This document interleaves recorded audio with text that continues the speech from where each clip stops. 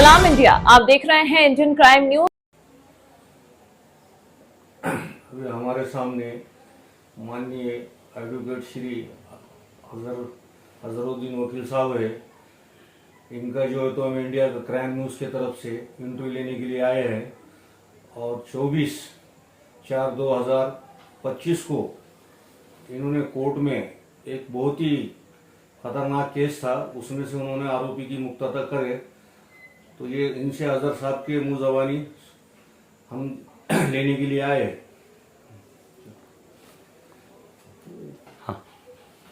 मैं एडवोकेट सैयद अजहर अली 24/4/2025 को भीड़ के प्रमुख सत्र न्यायाधीश श्री आनंद यावलकर साहब इनके कोर्ट में session case number 55/2023 crime number 406/2018 state versus Poonam Luniya कलम 307 और 302 भादवी के तहत केस चालू थी।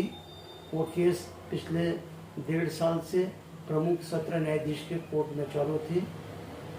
केस ऐसी थी कि अष्टी तालुकों के रुई नागपुर गांव में आरोपी पूनम दत्तात्रेय लूनिया ने उसकी देवरानी मनीषा सचिन लूनिया को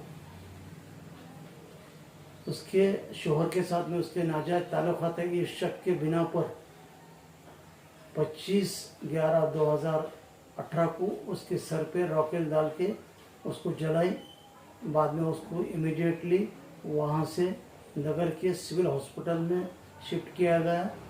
तो वहाँ पे वो 6 दिन तक एडमिट थी। उस दौरान वहाँ पर सरकारी दवाखाने के पुलिस चौकी अमलदार ने वो दलित महिला मनीषा का मृत्यु पूर्व जबानी जवाब रिकॉर्ड किया। उसके अंदर उसने बताया है कि आरोपी ने उसके आंख पे रॉकेल डाल के जलाने की कोशिश की, जिसमें से बुरी तरह जल गई। उसके बाद दूसरे दिन जैन जोशी बोल के मैजिस्ट्रेट ने दलित महिला का मृत्यु पूर्व जबानी, जिसको डाइंग डिक्लेरेशन कहा जाता, वो रिकॉर्ड किया। उसके अंदर भी उसने वो बताया कि मुझे मेरे देवरानी ने रॉकेल डाल के जलाने की कोशिश की। उसके बाद 1/12/2018 को उसका इंतकाल हो गया और उस दौरान पुलिस ने उसके जॉब के ऊपर से आरोपी पूनम लूनिया के खिलाफ 307 और बाद में 302 के तहत FIR रजिस्टर्ड हुआ। उसमें पंचनामा किया और गवाहों के बयानात लिए और बाद में पुलिस PSI शाहने ने उसमें 20 समरी भेज दिया था। लेकिन उसके अंदर डाइंग डिक्लेरेशन मृत्यु पूर्व जबानी होने की वजह से अस्टे कोर्ट ने ये केस फिर से रीओपन करके फिर से केस चलाने के लिए PSI गोसाई को आदेश दिया। तपासी अमलदार PSI गोसाई ने उसकी लड़की के माँ बाप का बयान और कुछ लोगों के बयान रिकॉर्ड करके आरोपी के खिलाफ में आरोप पत्र अस्टी कोर्ट में भेजा। अस्टी कोर्ट से मैटर फिर भीड़ के कोर्ट में कमिट हो गया।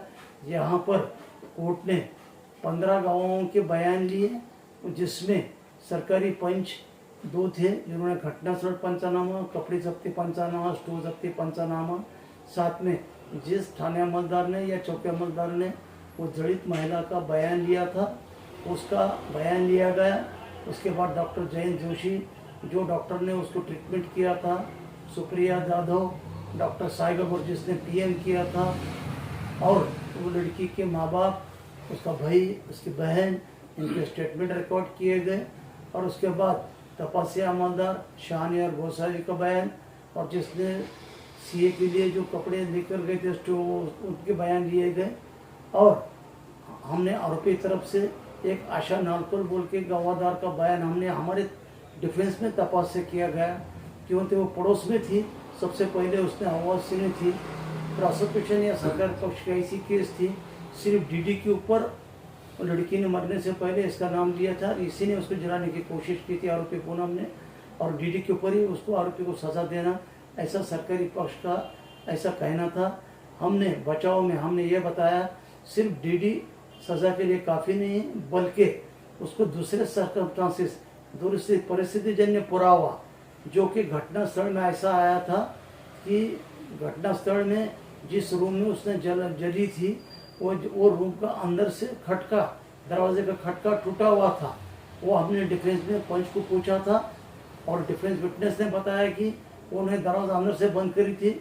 उसके देवर ने और उसके शोहर ने और कुछ लोगों ने धक्के मार के दरवाज़ा तोड़ के उसको बाहर निकाले थे। इसका मतलब उसने दरवाज़ा अंदर से लगाकर जला के ली थी। ये सर्कमस्टांसेस थे, उसने ये डीडी उसको सज़ा के लिए काफ़ी नहीं है। सर्कमस्टांसेस ऐसा बता रहा है कि उसने खुद होके सुसाइड की। ये बात को कोर्ट ने डिफेंस का बचाव पक्ष का बचाव सही मानते हुए कल 24 तारीख को आरोपी सचिन ये पूनम दत्तात्रेय लूनिया की बाइज्जत बरी की। इस केस में आरोपी की तरफ से पूरा बचाव मैं एडवोकेट सैयद अजहर अली और मेरे जूनियर एडवोकेट सैयद जोहेब अली, वसीम और कैफ मैंने मुझे साथ दिया है। इस तरह की ये केस है। ये केस साहब ने एक दिन पहले ही पीपल नगर के एक रमजान कुरैशी को उसने उसके चाचा का मर्डर किया हुआ कि जन्म ठेप दिया था और दूसरे दिन ये केस मेरी बाइज्जत बरी कोर्ट ने किया है। इस तरह की ये केस का फैसला मेरे हक में हो गया है। आपको इसमें क्या मुश्किलों का सामना करना पड़ा? कुछ मुश्किलें आई क्या ये केस में? इसके अंदर बहुत सारी मुश्किलें थी। उसके अंदर लड़की के माँ बाप का बयान हमारे आरोपी के खिलाफ में था। दूसरी बात डाइन डिक्लेरेशन जो मृत्यु पूर्व जवानी है वो उसी के ऊपर ही सजा दी जाती है। ऐसे बॉम्बे हाई कोर्ट और सुप्रीम कोर्ट के कई फैसले हैं। हमको ये डर था कि कहीं कोर्ट ने वैसे ही समझ के फैसला न दिया जाए, लेकिन हमने उसको मद्देनजर रखते हुए बचाव ऐसा लिया था कि दूसरे सर्कमस्टांसेस परिस्थिति जन्य पड़ा हुआ है ऐसा अलग से है, वो डीडी उसको मदद नहीं करेगा। वो डर हमको डर था, ऐसे मुश्किलात हमको लग रहे थे कि डीडी के ऊपर कहीं कोर्ट उसको सजा न सुनावे। अभी आपने जो बताया कि 302 का कन्वर्ट करके 307 को 302 कन्वर्ट करके आपने जो केस चलाई 2018 से लेकर 2025 तक, तो इसमें आपको किस साइड से कौन से कलम के तहत आपको यहाँ तक जाना पड़ा?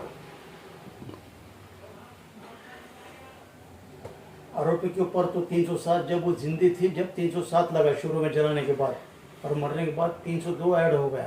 302 के तहत चार्जशीट आया था और 302 का मर्डर केस बोल के ही हमने उसमें बचाव लिया और उसी तरह केस 302 बोल के ही चली और वो हिसाब से कोर्ट को हमने उसी तरह से डिफेंस बचाव किया और उसी तरह कोर्ट ने फैसला सुनाया।